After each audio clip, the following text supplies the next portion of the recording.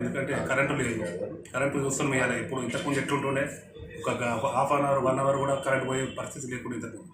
ఒక నిమిషం కరెంట్ పోయింది ఎమ్మటే ఫోన్ కొడితే వచ్చేది. ఇప్పుడు కరెంట్ వచ్చి ఫోన్ చేసినా కూడా రెస్పాన్స్ లేదు వాళ్ళకి.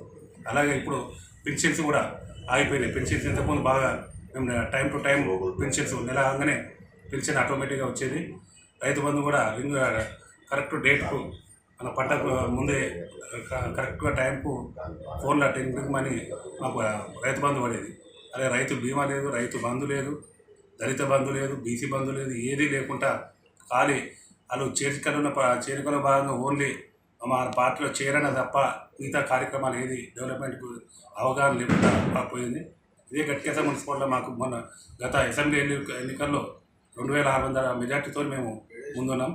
అదేవిధంగా ఈసారి దానికి డబుల్గా 5000 పైచలకు మెజార్టీ ఖచ్చితంగా మేము మా గట్కేసర్ మున్సిపాలిటీ నుంచి